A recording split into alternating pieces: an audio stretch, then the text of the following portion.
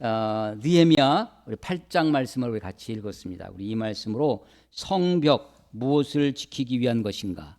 성벽 무엇을 지키기 위한 것인가라는 제목으로 하나님 말씀 나누도록 하겠습니다. 이스라엘 백성들이 남유다가 바벨론에 의해서 포로로 잡혀갑니다.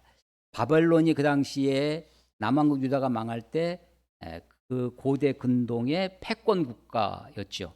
제국이었습니다. 그러나 그 제국은 오래가지 못했고 페르시아 바사에 의해서 무너지고 바사가 그때 당시에 온 세상을 다스리던 때였습니다. 그 바사의 초대왕 고레스가 어느 날 꿈을 꿨다고 하고 하나님의 말씀을 따라 유대인들은 이스라엘 사람들은 이스라엘로 돌아가 예루살렘으로 돌아가서 하나님의 전을 건축하라라는 고레스의 칙령 조서를 받고 돌아오기 시작합니다. 그 복귀가 1차, 2차, 3차 세 번에 걸쳐서 복귀가 이루어지는데 첫 번째 이 복귀, 첫 번째 포로에서 돌아온 그 지도자는 수룹바벨이었습니다. 수룹바벨은 예루살렘의 성전을 건축하죠. 물론 그 일도 쉽지는 않았습니다. 여러 방해가 있어서 돌아온 그 해부터 성전을 지은 것이 아니라 약 한 16년 이상 차이가 있어서 그 후에 중단됐다가 다시 성전을 짓습니다. 4년에 걸쳐서 공사를 해서 성전을 지었습니다. 솔로몬의 제1성전에 비하여 아주 보잘것없는 그런 성전이었지만 그럼에도 불구하고 너무나 감사하고 감격스러운 일이었습니다. 하나님이 원하셨던 것은 솔로몬처럼 큰 돌로 레바논의 백향목으로 또 금으로 치장된 그런 성전이 아니라 너희는 산에 가서 나무를 해다가 그렇게 성전을 지어라 라고 말씀하셨죠. 그 1차 포로가 에서 돌아온 이후에 약 80년, 79년 정도 지나서 2차 귀환이 있습니다. 그 2차 귀환을 이끌었던 사람은 에스라입니다. 에스라는 율법을 재건하고 율법을 세우는 일에 주력했습니다. 그리고 나서 그 2차 복귀로부터 또 한 13년 후에 3차 복귀가 이루어집니다. 3차 복귀의 지도자가 바로 느헤미야입니다. 느헤미야는 와서 예루살렘의 성벽을 쌓습니다. 우리 지난주 설교 혹시 지난주 설교가 성전, 집착인가 사랑인가 라는 제목이었는데 오늘은 성벽의 말씀을 드리려고 합니다. 성벽 무엇을 지키려 하는가 라고 하는 것이죠. 우리도 지금 수원에 살고 있는데 수원에 아주 자랑스러운 화성이 있습니다. 화성은 무엇을 지키려고 했던 거냐면 성 안에 있는 행궁을 지키려고 합니다. 행궁은 임금이 경복궁에 있던 임금이 혹은 그때 당시에 창덕궁 정주호는 이제 창덕궁을 더 좋아했는데 거기에서부터 그걸 정궁이라고 하고 지방에 행차를 왔을 때 머무르는 궁을 행궁이라고 하는 거죠. 그래서 그 행궁을 지키기 위해서 이 성을 쌓습니다. 이름도 아름다운 성, 그래서 화성이라고 졌죠. 유네스코에 등재도 되어 있습니다. 전체 둘레가 얼마냐면 수원 화성은 5.7km입니다. 서울에 가면 한양 도성도 있어요. 한양 도성은 그게 18km가 됩니다. 수원 화성은 5.7km 정도 되는데 화성은 18km, 굉장히 크죠. 3배 이상 되어집니다. 조선을 건국한 태조가 제일 먼저 지은 것은 종묘라고 그래요. 종묘를 짓고 사직을, 서대문에 있는 사직을 짓고 그리고 이제 궁궐들을 짓죠. 그리고 태조 5년에 도성을 쌓게 합니다. 18km나 되는 도성을 며칠 걸렸을까요? 어느 정도? 기록에 의하면 98일 걸립니다. 98일 만에 18km의 도성을 낮은 데는 한 4m, 높은 건 한 7m 정도 되는 그 성을 다 쌓아요. 예루살렘 성은요. 예루살렘 성 지금 성벽 얘기잖아요. 예루살렘 성벽은 약 4km 정도 됩니다. 지금 있는 그 4km는 16세기에 오스만 투르크 제국 때 오스만 투르크 때 술탄 슐라이만이라고 하는 사람이 중건한 것으로 되어 있습니다. 이 성벽을 지금 느헤미야가 쌓았다는 거예요. 6장 가보세요. 6장 15절. 느헤미야 6장 15절. 성벽 역사가 며칠 만에? 며칠 만에요? 52일 만에 4km 되는 그 성벽을 며칠 만에 쌓았냐면 52일 만에 엘루월 25일에 끝남에 성벽을 중건한 느헤미야 시대에 그 4km 정도 되는 예루살렘 성벽을 쌓는데 52일 걸렸다는 겁니다. 어떻게 이렇게 빨리 성벽을 쌓을 수 있었을까? 예, 우리가 이제 이 앞에 3장에 보면 느헤미야가 그것을 건축하는 그 모습이 나오는데 예루살렘 성은 문이 10개가 있습니다. 수문, 물이 들어가는 물문이에요.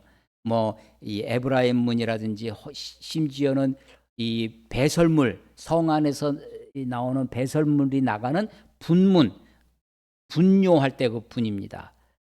분문이라는 것도 있고 말이 드나드는 마문도 있고 그래서 이 문이 10개가 있습니다. 그런데 이 느헤미야에서는 그 중에 6개가 등장해요. 그래서 문에서부터 문에 그래서 요 구간별로 공사를 동시에 시작을 하는 거예요. 처음부터 4km 정도를 쭉 이어서 하는 것이 아니라 구간 나눠서 동시에 시작하는 거죠. 한양도성은 18km를 97개 구역으로 나눴다고 그래요. 97개 구역으로 나눠가지고 동시에 달라붙어가지고 전국에 20만 명 백성들을 동원해가지고 해조 때 그 성을 쌓았습니다. 도성을 그때는 돌과 흙을 그래서 평지에는 흙으로 성을 쌓았대요. 그것을 세종 때 다 돌로 전부 다 했고 뭐 임진왜란이라든지 병자호란 이런저런 해서 좀 무너졌던 거를 쑥종 임금 때 다시 중건했습니다. 그러다가 우리가 다 아시다시피 일제시대 때 전차가 들어옵니다. 그래서 동대문에서 시작해서 서대문까지 마포까지 가는 그 전차를 만들기 위해서 서대문을 없애버리고요. 문이 4대문, 큰 문이 4개가 동대문, 서대문, 남대문, 북대문 있는데 서대문은 그래서 지금도 없습니다. 그리고 4개의 작은 소문, 4소문이 있는데 그 소문 중에 서대문 쪽에 있는 서소문은 지금도 없어요. 복원을 못했습니다. 1920년경에 일본의 황태자가 일본 천황의 아들 황태자가 조선 땅을 방문했습니다. 한양도성에 들어와야 되는데 이 일본 황태자의 그 차가 지나가는데 이게 그걸 핑계대고 남대문 옆에 있는 성벽을 허물어 버려요. 길을 내놓으라고. 그 남대문 좌우측에 그게 성벽이 없습니다. 그래서 18km 중에 14km 정도가 지금 남아 있죠. 이 성 안에 궁궐이 있죠. 예루살렘 성벽을 쌓습니다.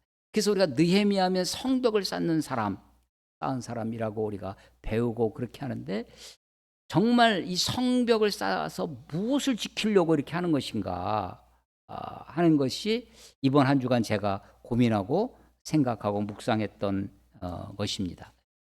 8장 1절에 보면요. 오늘 본문 8장을 읽었는데 이스라엘 자손이 자기들의 성읍에 거주하더니 이렇게 시작해요. 근데 7장 마지막에 보면요. 7장 73절 끝에 보면 이스라엘 자손이 다 자기들의 성읍에 거주하였느니라. 자기들의 성읍에 거주했다라는 것을 지금 바로 우리는 8장으로 끊어져 있지만 원래는 그게 끊어져 있는 게 장절 구별이 없었으니까 그게 지금 이어져 오는 거예요. 성벽을 느헤미야가 52일 만에 그야말로 총력전이죠. 온 이스라엘 사람들, 예루살렘 사람들이 다 달라붙어서 구간별로 문에서부터 문까지 10개의 문이 있었는데, 그래서 성벽을 쌓았어요. 쌓았다고 해서 문제가 완결되고 이제 다 된 것이 아니었습니다. 6장 아까 15절 52일 만에 끝났다고 그랬죠.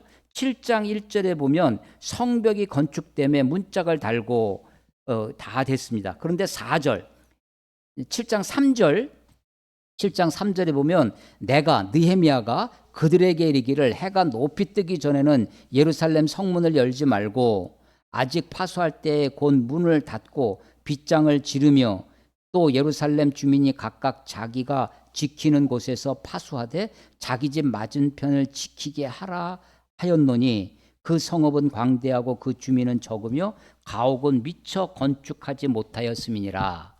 예루살렘 성벽을 다 만들고 문짝까지 다 달았어요. 그런 다음에 이 문을 아침 해가 뜨면 열고 해 지기 전에 문을 닫고 이 문을 파수하는 것입니다. 그리고 성문을 지키기 위해서 그 성벽을 지키기 위해서 자기 집에 있는 살고 있는 집에서 가까운 그 성벽 쪽을 각자가 지키는 거죠. 그런데 그 예루살렘 성 안에 이스라엘 사람들이 다 살고 있으면 문제는 없는데 문제가 4절이에요. 그 성읍은 광대하다고 그래요. 그리고 주민은 적어요. 그리고 주민이 살 수 있는 집도 없어. 가옥은 아직 미처 건축하지 못하였습니다. 그러니까 그 성벽을 지킬 수가 없는 거죠. 그러니까 성벽은 다 막 달라붙어서 온 백성이 달라붙어서 성벽은 쌓아놨지만 그게 또 방치되고 그것이 아무도 돌보는 못하면 또 그렇게 훼손되어질 수 있기 때문이죠. 그래서 느헤미야가 기도하고 고민하고 그랬습니다. 그래서 5절 보면 7장 5절 보면 내 하나님이 내 마음에 감동하사 귀족들과 민장들과 백성들을 모아 그 계보대로 등록하게 하심으로 내가 처음으로 돌아온 자의 계보를 얻었는데 거기에 기록된 것을 보면 하면서 포로에서 돌아온 사람들의 명단을 쭉 이렇게 기록을 하는 거예요. 이 사람들, 그래서 돌아온 사람들의 그 명단을 정리하고 그 사람들의 계보를 밝히면서 성벽 예루살렘 안에 살 사람들, 거주할 사람들을 그래서 거주하면서 성벽을 지키도록 하는 것입니다. 10장 가보세요. 10장. 11장. 11절. 느헤미야 11장 1절.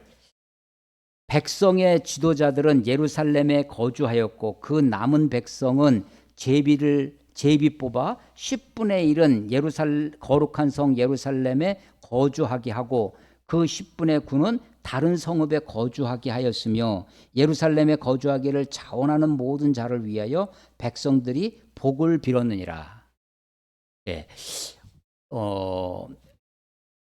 한양 땅 임금이 있고 번화하고 발전되고 풍요로운 곳에 사람이 태어나면 한양으로 보내고 말이 태어나면 뭐 제주로 보내고 뭐 이렇게 하는 것처럼 그런 곳이라면 서로 가고 싶어 하겠죠. 근데 사실은 예루살렘은 산성입니다. 거기에서는 물산이 나오지 않아요.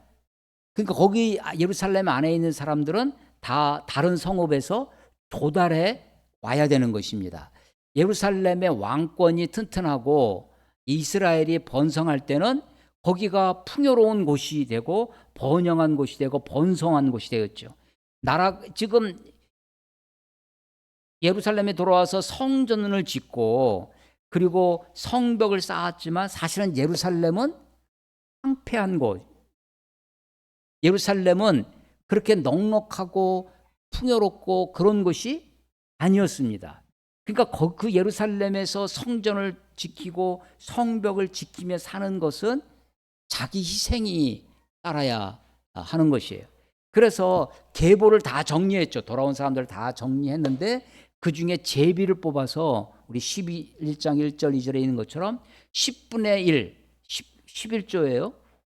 10분의 1의 사람들은 예루살렘 안에서 거주하고 10분의 9는 다른 성읍에 가서 살게 했다는 것입니다. 그러니까 이것은 제비를 뽑아서 그 사람들은 의무적으로 가서 예루살렘을 지키는 거예요.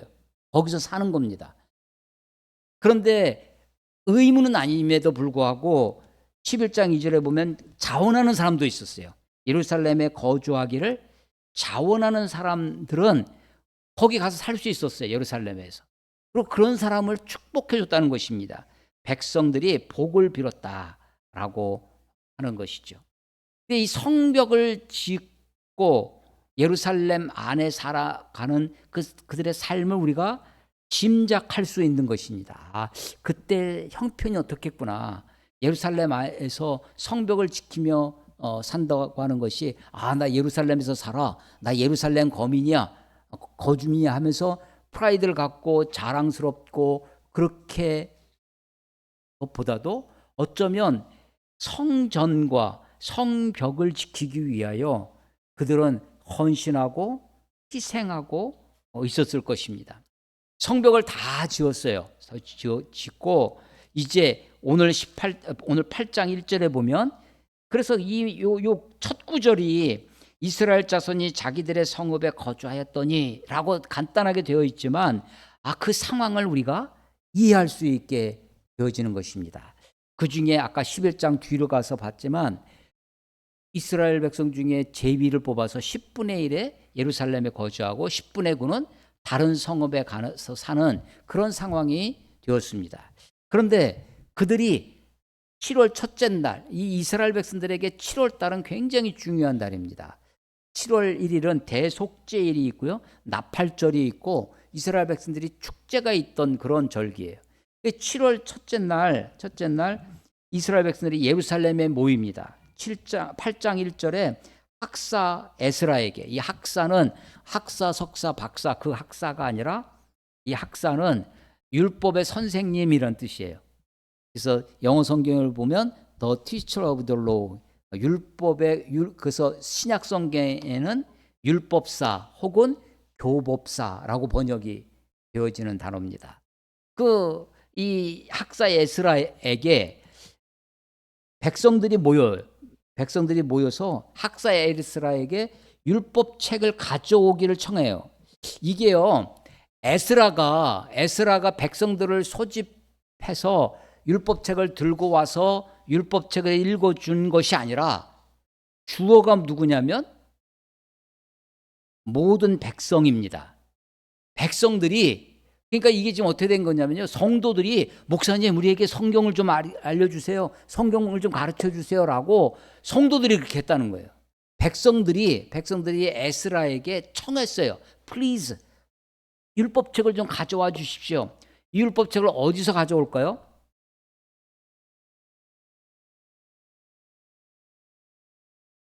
자, 바벨론이 느부갓네살 왕이 예루살렘을 정복해서 예루살렘을 무너뜨릴 때 성전을 불태웠습니다. 돌 하나 돌이 올라가지 못하도록 다 무너진 거예요. 임진왜란 때 일본이 쳐들어왔을 때, 외군이 쳐들어왔을 때 그 외군이 한양 땅에 도착하기도 전에 경복궁, 창덕궁, 창경궁 다 불타버렸습니다. 누가 불을 질렀냐면 조선의 백성들이 불 질렀어요. 임금은 이미 벌써 도망을 쳤습니다. 선조 임금은. 그래서 백성들이 숙종이 그 성벽을 재건하려고 막 더 다시 보강해서 다시 지은 적이 있을 때, 그때 백성들이 하는 이야기가, 아니 이 성벽을 왜 쌓느냐? 임금은 도망쳐 버릴 텐데 누구를 지키기 위해서 성벽을 쌓는 거냐고 백성들이 탄원을 하기도 했다고 그래요. 다 불탔어요. 백성들이 왜 그 도망친 왕에 대한 분노도 있지만 제일 먼저 불태운 게 불지른 게 어디냐면 노비 문서가 있는 창고를 불태웠다고 그래요. 다 불탔습니다.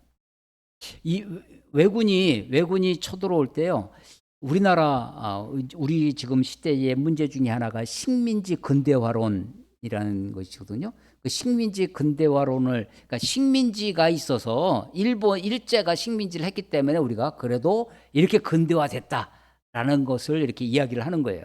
그러다 보니까 이 식민지 근대화론을 이야기하는 사람들의 밑바탕에는 뭐가 있냐면 조선은 망에 싸다, 망할 수밖에 없었다, 이러니까 망하지 라는 게 있어요. 조선이 형편없는 나라다라는 것을 그걸 강조를 하는 거예요. 그래서 일본이 와서 식민지를 해가지고 우리가 이만큼 이렇게 근대화되고 그래도 잘 살 수 있게 됐다, 이렇게 이런 논지입니다. 그래서 조선이 아주 그런, 심지어는 누구까지 비판을 하냐면 세종대왕까지 비판을 합니다. 식민지 근대화론에서는. 그런데 조선이 물론 망할 그런 모습들도 많이 있지만 조선에 보면 자랑스러운 우리의 역사가 있어요. 그 중에 하나, 제가 자랑스럽게 생각하는 것 중에 하나가 조선 왕조 실록입니다. 태조 때부터 물론 고종 순종도 있어요. 27대 순종인, 근데 고종과 순종의 기록은 일제 시대 때 쓴 거라 인정해 주지 않습니다. 그래서 철종 임금 때까지 25대 왕까지 모든 역사가 다 기록이 정말 꼼꼼하게 기록이 되어 있어요. 임진왜란이 선조 14대 임진왜란이 벌어지는데 1592년이죠. 근데 그때도 이 조선 왕조 실록을 기록을 해서 서울의 한양의 춘추관, 그리고 충주의 성주, 경북 성주에, 또 전라도 전주에, 서울 한양까지 네 곳에 역사책을 기록하는 창고 사고를 지어요. 네 개의 사고를 지어서 실록을 카피를 해서 내부를 만들어서 춘추관, 서울의 춘추관, 충주, 그리고 전주, 성주에 다 그것을 비치를 하고 있었습니다. 그런데 임진왜란 때 다 쳐들어오면서 이걸 다 불태워요. 성주, 그리고 충주, 그리고 한양 다 불탔습니다. 그런데 불타지 않은 게 전주가 살아남았어요. 그런데 이 전라도 쪽으로 왜군이 쳐들어온다는 소식을 듣고 전주성, 지금은 그걸 경기전이라고 하는데, 그 경주성의 사고를 지키는 종구품, 아주 최말단직이에요. 종구품 참봉에 이 사람이 이 자기가 지키고 있는 이 실록을 가지고 안절부절하는 거죠. 도대체 이게 지금 왜군이 쳐들어오면 다 불태워버릴 텐데. 근데 그 정읍의 유생 선비죠. 선비 두 사람이 안의라는 사람과 손홍록이라는 두 사람이 사비를 털어서 자기 하인들을 불러다가 말을 사고 마차를 해가지고 그 실록 800권이에요. 였다고 그래요. 태조 때부터 13대 명종까지의 실록 800권을 내장산으로 그거를 피신을 시킵니다. 그 내장산에 한 40m, 요번에 내장산 한번 가서 보려고 했는데 못 가봤거든요. 아직 못 가봤는데 40m의 그 이 가파른 절벽 위에 동굴이 하나 있다고 그래요. 용골암이라고 하는데 그 동굴 속에다가 그 실록을 갖다가 피난을 시킵니다. 그리고 그 선비가 60대였어요, 이미. 그 60대의 옛날 조선시대 60대는 지금 우리 60하고는 진짜 달랐을 텐데 매일같이 거기서 숙직을 합니다. 그래서 두 사람이 번갈아 가면서 그 일기를 써요. 그래서 이제 그 임계 기사라고 하는데 그 일기 그 보관 기록, 어떻게 이동하고 어떻게 지키고, 오늘은 누가 지키고 내일은 누가 지키고 하는 거를 그걸 기록을 합니다. 그래서 그 전주 사본이 남았어요. 나중에 그것을 강화도로 옮겼다가 다시 한양으로 옮겨서 다시 그것을 5개로 만듭니다. 그래서 이제는 이런 대도시 큰 성읍에 놔두면 또 불탈 테니까 산으로 옮깁니다. 그래서 오대산으로, 묘양산으로, 그리고 태백산, 그리고 만이산, 이런 곳으로 산으로 옮겨서 그것이 지금까지 남아 있게 되죠. 제가 왜 이렇게 그 조선 왕조 실록을 얘기를 하냐면, 아마도 예루살렘 성이 불탈 때 바벨론 느부갓네살이 다 불태우고 성전을 불태울 때 그 율법책을 누군가가 지켰을 거예요. 그리고 그것을 대부분 누가 끌려가냐면 제사장들, 귀족들, 왕족들이 끌려갈 때 그것을 바벨론으로까지 가져갔을 겁니다. 그래서 에스라가 그 바벨론가에서부터 율법 운동, 제사를, 성전이 없으니까 제사를 드릴 수는 없어요. 그렇지만 그들이 율법 운동을 벌입니다. 성경을 읽고 성경을 가르치고 하는 그게 나중에 이제 아주 좀 지나쳐서 바리새파가 되는 그런 되기도 하는데, 그 사람들이 예루살렘에 다시 돌아올 때 그 율법책을 가지고 왔을 것입니다. 이 율법책이 언제 발견되냐면 이 요시야 왕 때 성전을 수리하다가 발견된 그 율법책이에요. 그 율법책을, 그래서 이 에스라에게 백성들이 율법책을 가지고 오십시오라고 요청했을 때 그 율법책을 가지고 오는 에스라가 우리처럼 성경이 요즘은 지천이잖아요. 저희 집에도 그렇고 교회도 그렇고 그런데 정말 그들이 간직해온, 그들이 지켜온 율법책을 가지고 옵니다. 그리고 그 율법책을 5절에 보면 3절에 보면 수문학 광장에서 새벽부터 정오까지, 정오는 12시를 얘기하는 거죠. 새벽부터 정오니까 아마도 5, 6시간은 좋게 됐을 것입니다. 그 시간 동안 남자나 여자나 구별 없이, 남자나 여자나 차별 없이 누구든지 알아들을 만한 모든 사람, 이 문구도 2번이나 반복이 돼요. 남자나 여자나 알아들을 만한 모든 사람 앞에서 읽음에 뭇 백성이 그 율법책에 귀를 기울였는데, 지금은 우리가 다 성경책을 개인이 소지하고 있고 핸드폰에 있고 그렇습니다. 고대는 그렇지 않았죠. 에스라만 율법책을 가지고 있는 거예요.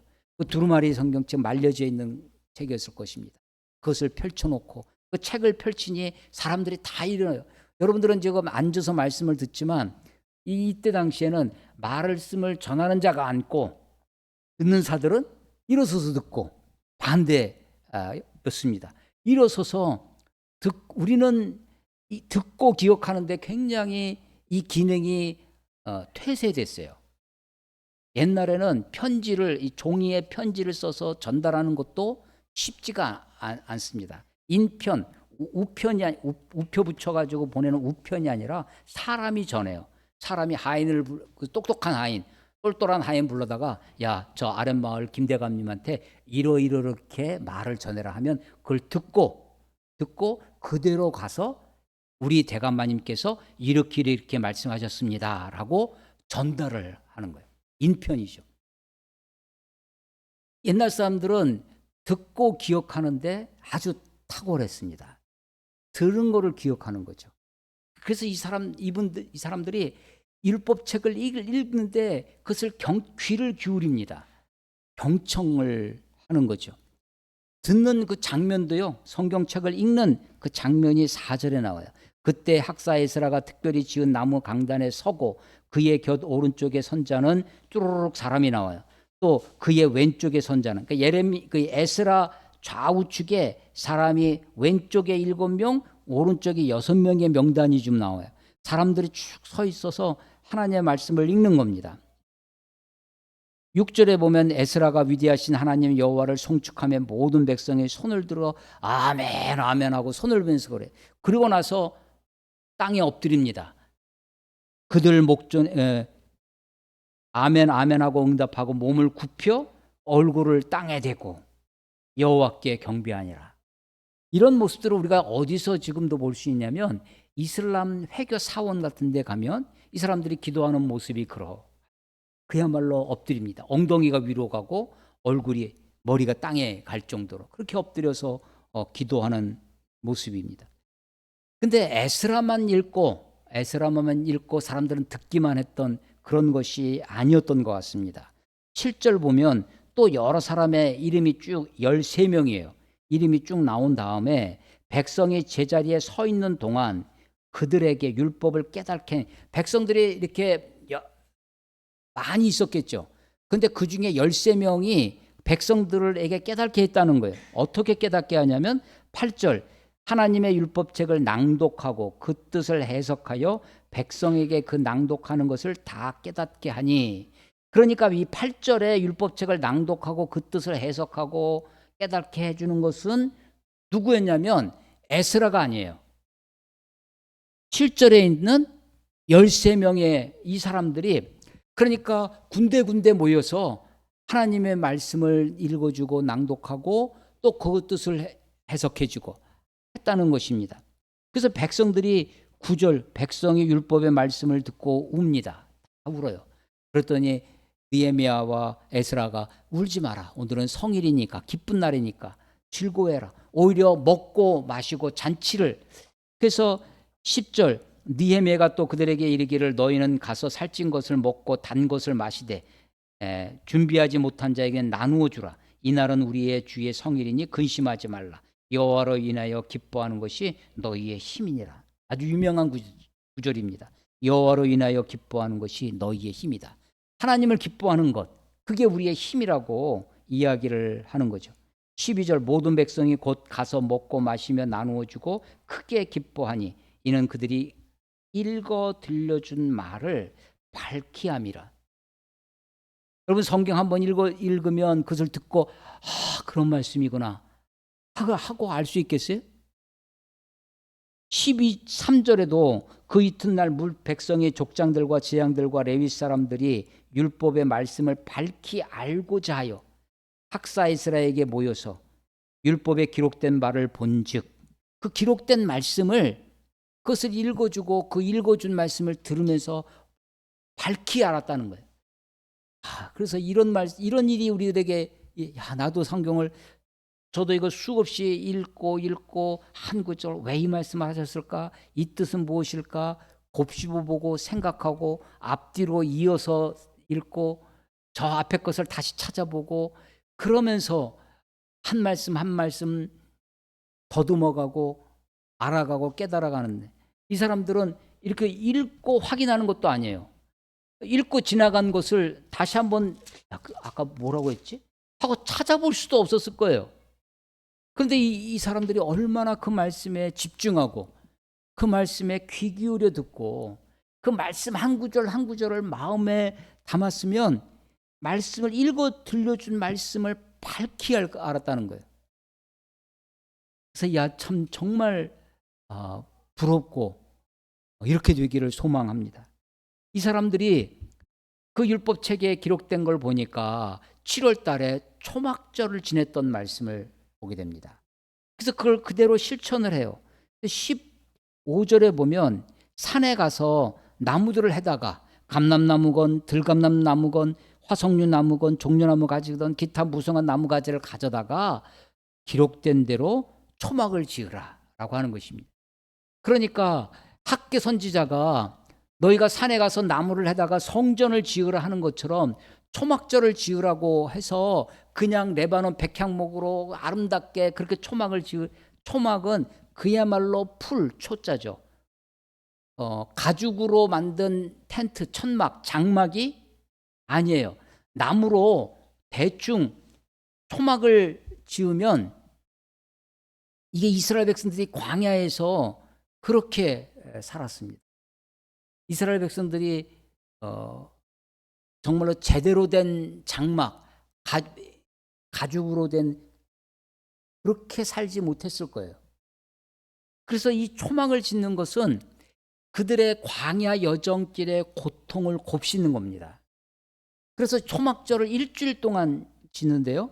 지금도 이스라엘 백성들이 초막절을 하면 좋은 집 놔두고 마당에서 텐트를 치고 그렇게 삽니다. 그리고 이 누룩을 넣지 않은 무교병, 우리 말 표현에 개떡이라고 있는 그걸 먹는 거예요. 무교병을 먹습니다. 일주일 동안 쓴 나무를 먹어요. 고통을, 이스라엘 백성들이 광야에서 겪었던 고난을, 그것을 체험하는 거죠. 온몸으로. 그래서 우리 조상들이 이렇게 살았구나. 그거를 온몸으로 체험 학습하는 것입니다. 그러면서 그 고통 속에서도 하나님 우리를 지켜주시고 인도하셨다라는 것을 고백하며 사는 것입니다. 그래서 이 성벽을 다 짓고 나서 이스라엘 백성들이 지금 느헤미야 이 시대에 이 느헤미야가 총독으로 있었지만 실제적으로 그들의 영적인 부흥 운동은 누가 하는 거냐면 에스라가 합니다. 그 에스라는 종교 지도자죠. 제사장이었습니다. 학사라고 표현되어 있는 율법 교사입니다. 학사 겸 제사장. 이 에스라와 종교 지도자와 느헤미야는 총독이에요. 행정가입니다. 정치인이에요. 이 두 사람이 합력해서 서로 하나 되어서 이스라엘의 부흥 운동을 일으키는 것입니다. 9장 1절에 가면 그달 7월 24일이에요. 스무 나흘날에 회개 운동이 일어납니다. 그리고 이 하나님 앞에 자복하고 그들에게 그래서 이 회개 운동도 9장 3절 이날에 낮 4분지 1은 그 자리에 서서 그들이 하나님의 여호와의 율법책을 낭독하고 밤낮으로 나누면 낮이 12시간이죠. 그 낮 12시간에 4분지 1이에요. 약 3시간 동안 성경을 읽는 거예요. 낮 4분지 1을 동안 서서 성경책을 낭독하고 낮 4분지 1은 죄를 자복합니다. 회개 기도하는 거예요. 그러니까 3시간 동안 성경 읽고 3시간 동안 회개하고 이게 7월 24일 날 있었던 회개 운동입니다. 그래서 하나님 앞에 저들의 죄를 자복하는 이야기가 9장 쭉 있어요. 9장 마지막에 38절에 보면 그렇게 하나님 앞에 회개하고 자복하고 나서 우리가 38절 우리가 이 모든 일로 말미암아 이제 견고한 언약을 세워 하나님께 언약을 세우는 거예요. 그리고 그 언약 세운 것을 어떻게 하냐면 기록을 해요. 언약을 세워 기록하고 우리의 방백들과 레위 사람들과 제사장들 지도자들입니다. 방백들 장로 같은 사람들이죠. 그러니까 그 마을 공동체 그 지역 공동체의 그 방백들 장로들과 레위 사람들 제사장들 종교 지도자들 이런 사람들이 다 인봉합니다. 인봉했다는 거예요. 기록한 것을 언약을 이렇게 약속합니다. 내가 하나님 앞에 이렇게 살겠습니다 라는 것을 언약을 했어요. 그걸 말로만 한 것이 아니라 기록했다는 거예요. 그리고 기록한 것을 확실하다 이것대로 지키겠습니다 라는 뜻으로 인봉했습니다. 그 인봉한 자 10장 1절 그 인봉한 자는 그렇게 인봉했던 방백들 레위인들 제사장들의 명단이 쭉 나오는 거예요. 10장에 28절 그 27절까지 사람 이름들이 쭉 나오잖아요. 그 남은 백성과 지장들과 레위 사람들과 문지기들과 노래하는 자들과 느비딤 사람들과 및 이방 사람과 절교하고 하나님의 율법을 준행하는 모든 자와 그들의 아내와 그들의 자녀들 곧 지식과 총명이 있는 자들은 다 그들의 형제 귀족들을 따라 저주로 맹세하기를. 그러니까 귀족들은요, 형제 귀족들은 인봉했어. 기록하고 사인하고 인봉을 했어요. 그런데 거기에 기록하고 인봉하지 않은 사람들이 있어요. 평민들, 제사장들, 레위인들 중에서도 조금 이름이 없는 낮은 사람들, 이런 사람들은 10장 29절에 저주로 맹세했습니다. 이건 무슨 말이에요? 저주로 맹세했다는 건? 이것대로 하지 않으면 내가 저주를 받겠다라고 다시 말하는 거죠. 그러니까 하나님께 맹세하고 언약하고 귀족들은 지도자들은 또 보통 사람들은 저주로 맹세하고 언약하고 맹세하고 지키겠다고 하는 것입니다. 그러니까요. 성벽을 지은 것, 성벽을 지키는 것 그것 자체가 목적이 아니었다는 것을 알 수 있어요. 뭘 하냐면 하나님 앞에 내가 이렇게 살겠습니다. 율법책을 읽고 낭독하고 낮 4분지 1 동안 낭독하고 했던 것들 하나님께 다짐했던 것들을 그걸 지키려고 하는 거예요. 그래서 그 율법책이 뭐길래 그것에 담겨져 있는 것이 무엇이냐 그들이 지키고자 했던 것은 하나님의 뜻입니다. 하나님의 말씀 그들이 바벨론으로 포로로 갈 때도 성전이 무너지고 다 불타고 하는데도 그 율법책을 지키고 그것을 바벨론으로까지 끌고 갑니다. 음반해요. 마치 조선의 안희 손옥록이라고 하는 사람이 전주에 있던 실록을 내장산 그 깊은 골짜기로 가서 지켜낸 것처럼, 그래서요 우리나라가 지금도 6월 그날이 그 사람들이 그 전주에 사고 있는 것을 옮겨간 날이 6월 22일이에요. 6월 22일이 문화재 지킴의 날, 문화재 보호의 날로 지금 지정이 되어 있습니다. 바로 그 사람들, 이 실록을 지켜낸 자기의 사비를 다 털었다고 그래요.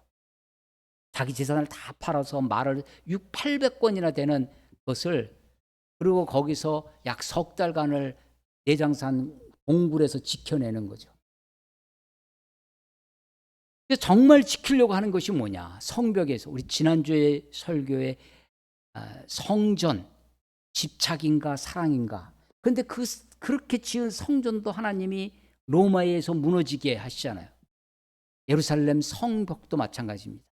저들이 지키고자 하는 것이 하나님이 느헤미야를 통해서 성벽을 재건하고 지키려고 했던 것이 무엇인가 하는 것입니다. 11장 가면 아까 말씀드린 대로 그 거주하는 것에 대해서 이야기를 합니다. 그리고 12장 가면 제사장들과 레위 사람들의 이야기가 나오고 12장 27절 하시면 예루살렘 성벽을 봉헌하게 됩니다. 봉헌식을 해요. 12장 30절 제사장들과 레위 사람들이 몸을 정결하게 하고 또 백성과 성문과 성벽을 정결하게 하니라. 이에 내가 유다 방백들을 성벽 위에 오르게 하고 또 감사 찬송하는 자의 큰 무리를 둘러 나누고 성벽 위로. 그래서 그 성벽을 지켜내기 위해서 가진 노력들을 다 하게 됩니다. 그런데 13장에 가면요, 13장 느헤미야의 마지막 장입니다. 느헤미야가 유대의 총독으로 부임해 왔다가 다시 바벨론 바사의 아닥사스다 왕을 만나러 갔다가, 그러니까 이 총독이 잠시 예루살렘을 비운 거예요. 갔다가 다시 돌아옵니다.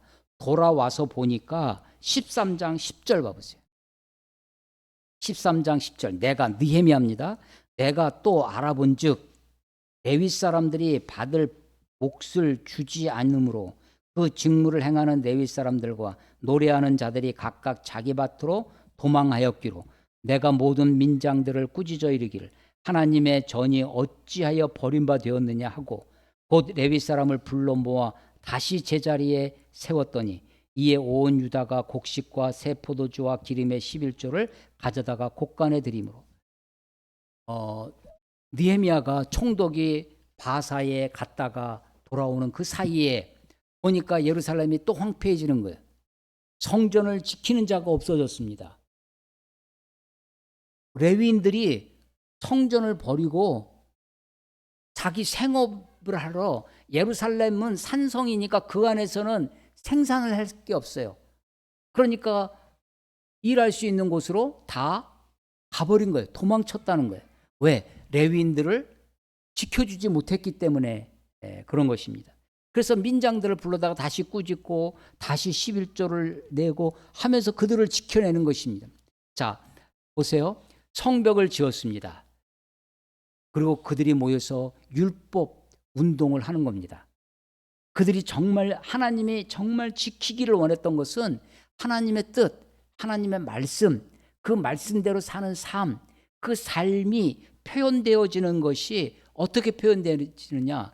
성전을 지키는 것으로 표현되어지고 성벽을 지키는 것으로 표현되어지고 안식일을 지키는 것으로 표현되어지고 11조를 지키는 것으로 표현되어집니다. 그래서 이런 것들을 하는 이유가 예루살렘의 그 10분의 1 그 사람들이 없어지면, 그 성전을 지키는 레위 사람들이 없어지면 그 성전과 성벽이 훼손되어지고 지켜낼 수가 없는 것입니다.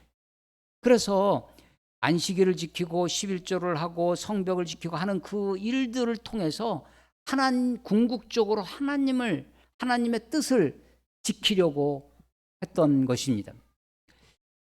잠언서 4장 23절에 보면 무릇 지킬 만한 것 중에 내 마음을 지키라.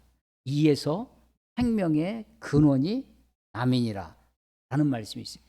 마음을 지키라고 합니다. 마음이 눈에 딱 보이면 지키기가 쉬울 것 같아요. 근데 마음을 도대체 지킬 수가 없어요. 손에 잡히는 것도 아니고. 무릇 지킬 만한 것 중에 마음을 지키라고 하는데, 그래서 이 마음을 지키기 위해서, 마음에 보이지 않는 이 마음을 지키기 위해서 마음의 울타리를 치는 게 좋습니다. 하나님의 뜻이 이것이다, 하나님의 이게 딱 눈에 보이면 우리가 지켜내기 쉽습니다. 하나님이 여기 계시다, 하나님이 예루살렘 성전에 있다, 이게 하나님이다, 법궤가 하나님이다, 그러면 그걸 지키면 돼요. 그런데 사실은 하나님은 그렇게 있는 것이 아닙니다. 그래서 하나님을 지키기 위해서, 하나님의 뜻을 지키기 위해서 우리가 하는 것들이 있어요. 안식일을 지키는 겁니다. 오늘날 그것이 주일이죠. 주일을 지키는 거예요. 우리가 우리의 신앙, 우리의 삶의 주인이 우리 하나님이다라고 하는 믿음의 본질이 뭐냐? 믿음의 본질이 주님이 나를 위해 십자가에 죽으셨다, 나의 구원자이실 뿐만 아니라 주님이, 예수님이, 우리 하나님이 나의 주가 되신다, 구원자일 뿐만 아니라 나의 주인이다라고 하는 거죠. Savior and Lord입니다. 나를 구해줬지만 나의 주인은 아닐 수가 있어요. 제가 언젠가 한번 그런 말씀드린 적이 있는데, 제가 대학교 때 원주 거기 무슨 치악산 계곡에 가서 놀다가 물에 빠져서 이렇게 막 위험해진 마을 청년이 와서 이렇게 건져준 적이 있어요. 그러면 내가 그 사람들에게 고맙다. 지금은 다 잊어졌지만 그 다음부터 소설을 좀 써보는 겁니다. 내 생명의 은인이다 해가지고 그 사람 생일 때마다 가가지고 내가 인사하고 사례하고 뭐 좋은 일 때마다, 생명의 은인이니까 그렇게 할 수 있어요. 그런데 그 사람이 우리 집 와가지고 이거 이렇게 하고 이거 내 거니까 내가 가져가겠다고 하고 와서 주인 노릇 하려고 한다면 그건 안 되죠. 그러니까 나를 구해준 거와 주인과 다를 수가 있다는 거예요. 그런데 우리 하나님이 나의 구세주예요. 나를 구원해 주셨어요.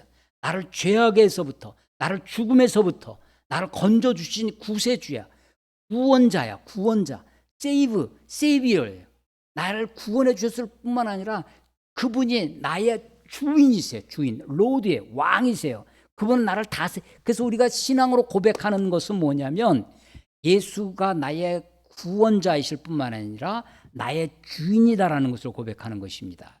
내가 하나님이 기뻐서, 우리가 이 찬양의 위기가 어디 있냐면, 찬양을 아주 잘하는 사람들, 아주 우리가 보통 달란트가 있다고 하는 사람들이 있어요.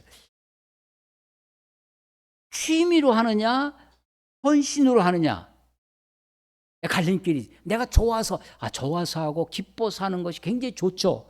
그런데 그것이 나에서부터 출발을 하고 나를 위한 것이 된다면 어쩌면 그것은 자기만족일 수 있습니다. 신앙의 위험이 자기만족일 수 있어요. 그런데 내가 사실은 힘들어. 마음도 힘들고 상황도 어렵고 힘들지만 하나님의 명령이니까, 이게 나의 주인이 나에게 하라고 하신 일이니까 사명으로, 그래서 내가 생명의 구원자, 나를 건져준 분에게 감사하고 할 수 있어요. 근데 그것뿐만 아니라 그분의 명령, 그분의 뜻, 그분이 나에게 하라고 하신 일, 그 사명을 감당하는 것, 그래서 구주와 주님으로 영접하는 것, 우리 하나님이, 우리 예수님이 나의 주인이시라는 것을 고백하며 살아야 된다고 하는 것입니다. 느헤미야서의 성벽 재건 이야기가 성경에 하나님의 말씀으로 우리에게 주어지는 것이, 수문은 어떻고 무슨 어떻고 그런 것들을 문자적으로 알고 그걸 역사적으로 우리가 아는 것에 머무르는 것이 아니라 정말로 거기서 우리가 지켜야 할 것이 무엇이냐라고 하는 것입니다. 성전을 짓고, 하나님이 우리에게 성전을 지으라고 말씀하시는 것이 성전에 집착하는 것이 아니라 하나님의 진정한 사랑, 그분을 우리가 정말 사랑함으로 하는 것처럼 성벽도 마찬가지입니다. 내가 지켜야 할 것이 무엇인가 라고 하는 것입니다. 지난 주에 우리 박목사님 오랜만에 설교하러 오셔가지고 가시면서 내가 되도록이면 교회를 지켜야 되겠어 하시면서 하시는 말씀이 내가 보니까 썰렁하네 이런 말씀 하시는 거예요. 근데 그 말씀인데 제가 큰 위로가 됩니다. 교회를 지키는 것 누가 지키겠습니까? 누가 지키겠어요? 물론 하나님이 지키시겠죠. 근데 누가 지키겠어요? 내가 지키는 거죠. 교회를 누가 지켜요? 목사가 지키죠. 만약에 목사가 생활하기 어렵다고 여기 레위인들이 다 버리고 도망친 것처럼 자기 생업에 하면서 다 간 목사가 없어. 물론 목사가 없어도 성도들이 모여서 기도하고 예배할 수가 있죠. 근데 그 성도들이 흩어지기가 쉬울 겁니다. 목사가 자리를 지키고 교회를 지키고 할 수 있도록 여러분들이 목사를 지켜주고 목사를 격려하고 하는 일 이게 지금 느헤미야서가 지금 하고 있는 거예요. 그래서 아마도 이 사람들이 그 당시에 포로에서 돌아온 사람들의 그 산업, 그들의 경제 활동이 사실은 어려웠을 겁니다. 그런데도 그들이 11조를 지켜나갑니다. 주일을 안식일을 지켜요. 그걸 가지고 지금 느헤미야서 뒷부분을 읽어보십시오. 아직 느헤미야서가 이번 한 주간 더 묵상해야 됩니다. 이번 주 토요일까지가 느헤미야서를 읽고 묵상하는 거예요. 하나님이 정말로 지키려고 하시는 것이 무엇인가? 하나님이 우리들에게 무엇을 지키게 하시는가라고 하는 것입니다. 신앙, 어쩌면 보수적일 수 있습니다. 전통을 지키고 옛 믿음의 선조들이 걸어간 그 길을 우리도 따라가고 하는 것이죠. 그래서 정말 이 느헤미야서를 읽으면서 약 2400~2500년 전에 그것도 이스라엘 땅에 그 성벽 짓는 이야기가 도대체 우리의 지금 신앙과 우리의 믿음과 무슨 관계가 있겠습니까? 하나님이 이것을 우리가 하나님의 말씀으로 주시는 뜻을 깊이 깨달아 우리가 믿음을 지키고 우리의 삶을 지켜나가고 믿음의 공동체를 지켜가는데 우리의 마음을 우리의 삶을 들을 수 있는 아름다운 일이 우리 가운데 있어지기를 주의 이름으로 축원합니다. 기도하겠습니다. 하나님 아버지의 은혜를 감사합니다. 우리들에게 믿음 주시고 주님을 예배하며 주님을 경배하는 자로 삼아주시니 감사합니다. 그렇게 지혜가 많았다고 얘기하는 솔로몬도 그 온갖 부귀와 영화를 누렸다고 하는 솔로몬도 인생의 마지막에 가서 헛됨을 고백하며 노래할 수밖에 없었지만 그럼에도 불구하고 사람이 마땅히 행해야 할 것 하나님을 경외하는 일이라고 고백하는 것을 기억합니다. 하나님 우리가 내가 기뻐서 감사로 주님 앞에 나아가는 것 그 너머에 하나님의 뜻을 순종하며 우리의 주인 되신 우리의 왕이신 하나님을 섬기며 우리에게 주신 사명을 지키고 살아가는 진정한 하나님의 백성들 하나님의 종들이 될 수 있도록 하나님 축복하여 주시옵소서. 주의 뜻이 이 땅 가운데 우리의 삶 가운데 이루어지게 하여 주시옵소서. 주의 이름이 우리들을 통하여 존귀케 되옵시며 주의 영광이 땅에 충만할 수 있도록 하나님 축복하여 주시옵소서. 주님을 경배합니다. 주님을 찬양합니다. 예수님의 이름으로 감사하며 기도드렸사옵나이다. 아멘.